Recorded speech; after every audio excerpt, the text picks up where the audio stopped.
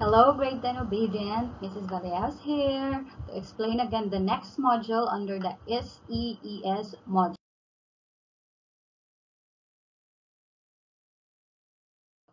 So in the previous video, we talked about the first module of the self-guided PFA module supplemental to the SEES manual. And we had discussed about module 1 entitled Validating and Normalizing Feelings. In this video, we will go through the activities under module 2 entitled Coming Down and Managing One's Emotions and Thoughts. There will be a separate video for Module 3 and another separate video for Module 4. Let us begin.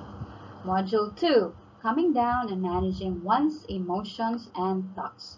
So again, asa ni makitaan sa inyong gikuha nga printed copy sa SEES module. 5 ni siya kapapil nga back-to-back. Sa mga nag-digitize module, this is a soft copy in Word form. This is 10 pages. What is the objective for module number 2? The objectives are, after the end of the session, after ta maghisgot ani, you should be able to identify positive ways so that you can manage your emotions. Number 2, you can practice coming down, kalmahon imong kaugalingon, using a diaphragmatic breathing, ginhawa, and using the 3 C's of feelings and thought. Tulo ko no ka letter C. Unsa kani nga mga letter C of feelings. And lastly, you should be able to practice reframing your thoughts. So let us begin. Introduction nga nada sa inyong module na nagisuwat diha. Imagine yourself playing catch the ball. Na kay ka-partner nga amigo or amiga na nagitsa-itsa mong bulay, mong itsa sa uniya, itsa imo na pong saon. Catching the ball. Or kung ikaw ra, imuhang kaatubang kay wall, imo itsa ang bola sa wall, di ba mo bounce back ang bola padong sa imuha. So naana ang naa sa module, after throwing and catching the ball for a while, think, hunahuna ako no, ano ba akong gi-catch? Di ba bola imong gi-catch? Ato na siyang i-analogy nga atong gigamit atong feelings. What if ang bola kay imuhang gibati? What if the ball represents your feelings? What are you catching? You are catching your feelings. So that's the first C, catching your feelings. It is always good to catch what you are feeling. It is always good to know unsa din imong gibati. It is a normal and valid feeling. It's okay not to feel okay. Naman jud usahay you feel katapol. Usahay you feel sad for no reason at all. So i-acknowledge na nimo nga feeling. You catch that feeling. Imo nang pangalan. Unsa man akong gibati? Nganong nag-ul man jud ko? Unsa man akong gibati? Nganong gibati man jud ko kanya? Imo jud nang pangalan ug unsa na imong mga gibati? You inspect yourself. Unsa na imong mga gipangbati diha. It is okay not to feel okay, but they are real and true only as the not so normal situation that triggers it. Karong mga panahon na is the new normal, the new abnormal mga circumstances. So ato sa mga gipangpamati pod mga new normal, mga abnormal dili kayo siya usual atong gipangbati. It is okay to not feel okay in this not so okay situation like this pandemic. So unsa may buhaton nimo kung ang imong sitwasyon dili okay? Ang imo ra jung buhaton pareha sa module number 1, breathing. Do some diaphragmatic breathing. So simply, slowly, do breathe in, breathe out. Slowly, breathe in, pause for a few seconds, and then breathe out. Sige ra jud kag balik-balik og breathe in and breathe out. When you breathe in and you breathe out, you release all your feelings. So munay buot pasabot sa primero nga letter C of feelings. Catching your feelings. Meaning hibaw-an nimo unsa imong gibati. Kung gibati ra kag kaanyag o pananli na gibati ko kaanyag. Sunod. What's the second C? Ang ikaduha nga C is checking your feelings. I-check kung ano unsa na imong gibati. kanang susihay mo kagalingon nganong gibati man ka ana, nganong gibati man kagkaguol, nganong gibati man kagkakulba, nganong gibati man kagkanyag. Check your feelings. Kanay mo mga gipangbati nga mga nga feelings, are those helpful to you? Were those feelings helpful? Probably, kung yung siya una-unaon, naiusahay akong feelings, kanang makatabang, nasa usahay akong feelings, dili makatabang. Probably na tay answer nga yes, nasa tay answer nga no. That means, kung ang imuhang answer sa tubag nga, sa pangutana nga, were those feelings helpful, makatabang, kung itubag ka atog yes, well, those feelings are makatabang nimo, maayo para nimo. Pero kung nakayong kog haloy na overam dito akong reaction ato, na sobraan ra ko ato di ay those feelings were not helpful at that time. So they are not. So kung may tag-check your feelings, inspection no nimo imong gibati kung angay ba na nimong buhian or angay ba na nimo ikip. Ang mga helpful nga feelings mo'y angay ikip. Ang mga dili makatabang nga feelings mo na angay i-let go. For example, if you are feeling fearful, mahadlokon ka, kinahanglan ba jud ka magstay in fear for a long time? Di na jud kumugawas, di na jud kumutikang sa among hagdanan kay naa si COVID. Anghan na lang gud ka permi gud idea sa inyo ha. Bisag sa inyong lugar, wala sa inyong sitio, wala joy cases. Istambay sad ka ginagmay sa inyong pultahan. Oy, pahangin sad ka, ginhawa sa kadas mga cool breeze brought about by the plants in the surroundings. How helpful is fear to you? How accurate or appropriate is the feeling of anxiety or kaguol? Anxiety, kanang anxious kay ka, kanang mahadlukon, ratulon. How helpful is it to always worry about things? Makatabang man nga pirmi ra jud kang magratul, ratul isnay kay ka. Di ba usahay it helps to be chill. So while thinking about these feelings, do the diaphragmatic breathing again 5 times. You breathe in, breathe out. Breathe in, breathe out. That's the second. Breathe in, breathe out. That's the third.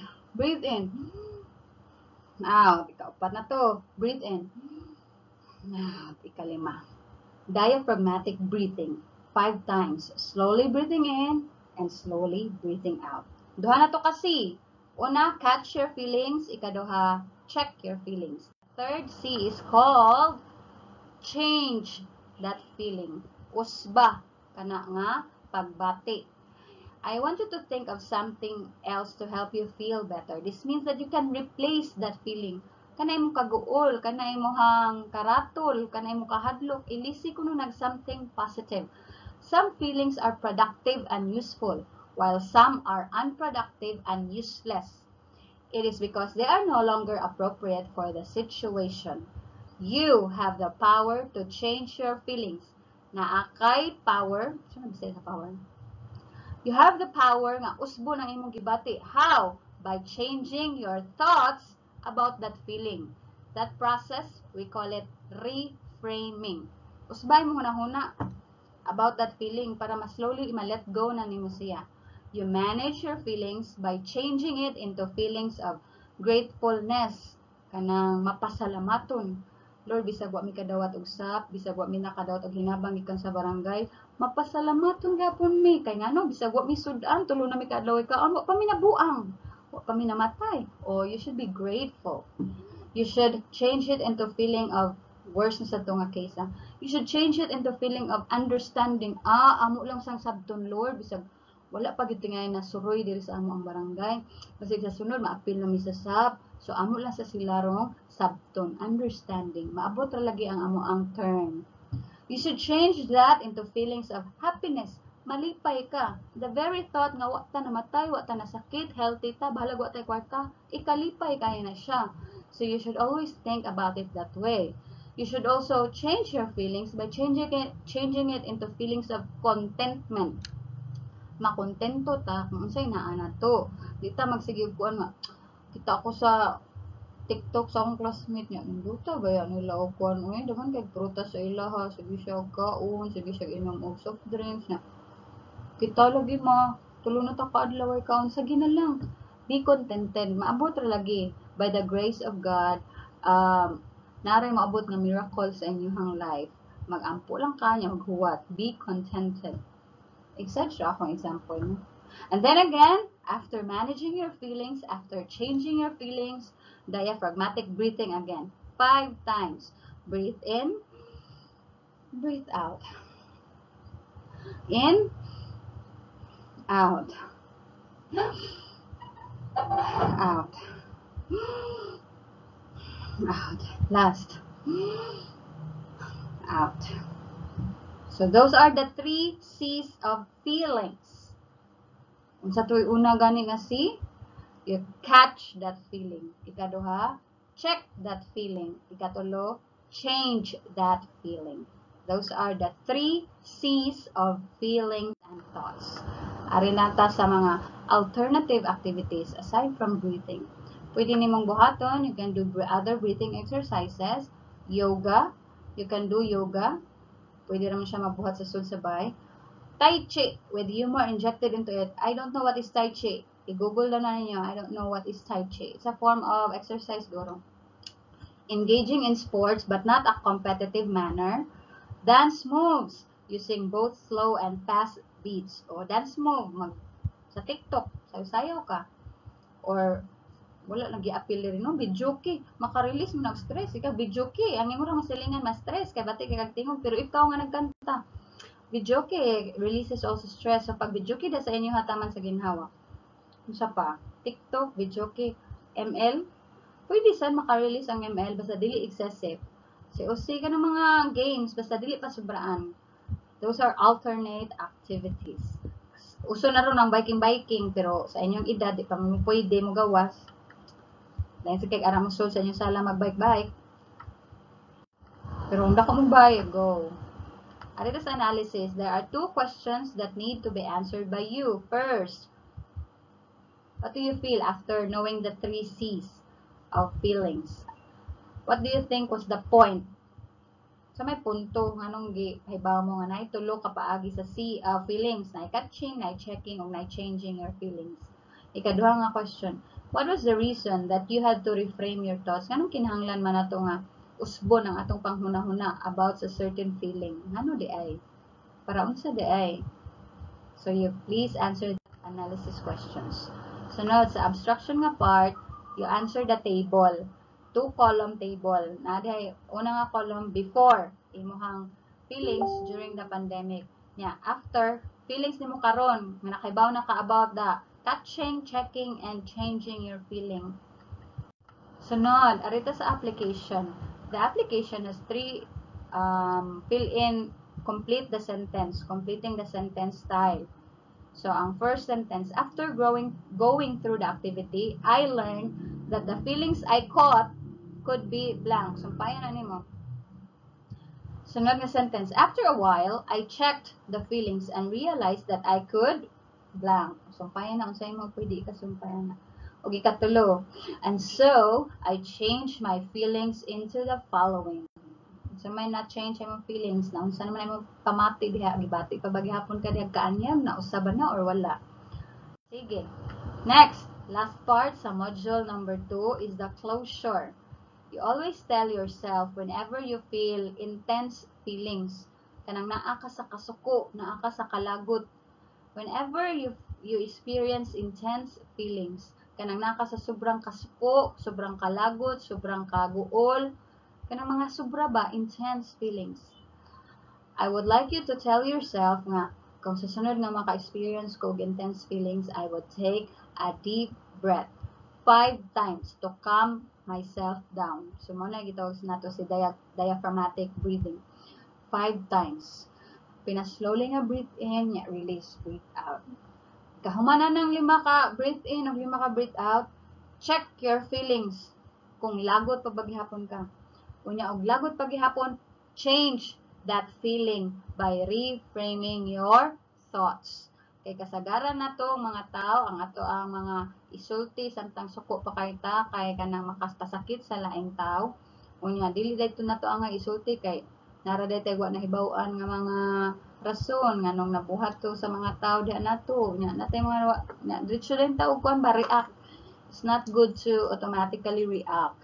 You should take deep breaths first, then check your feeling, and then change that feeling. Reframe your thoughts. Always tell this to yourself. Emotions can be caught. Murag bula, pwede i-catch. Emotions can be checked. Kung kana nga emotion, makatabang ba na, helpful ba na, useful ba na, o accurate ba na. Og emotions can be changed. So, kaning tulo, always tell yourself that ang akong mga gipangbati, pwede na akong makatch like a ball. Akong hibawan, unsa ni akong gibati. Kani akong gipangbati, pwede na nako i-check. Pwede na ako tan-awon og makatabang ba ni or dili ba ni makatabang. Og lastly, kani ako ang mga gipangbati or emotions, pwede ni na akong usbon. Kung bati ni siya, I will change it by reframing my thoughts. Kung okay ni akong gibati, well, i-retain na siya. So always remember that. Thank you for listening to the second module of the SEES module. I will see you again on the third video explaining the third module of the SEES manual. Bye!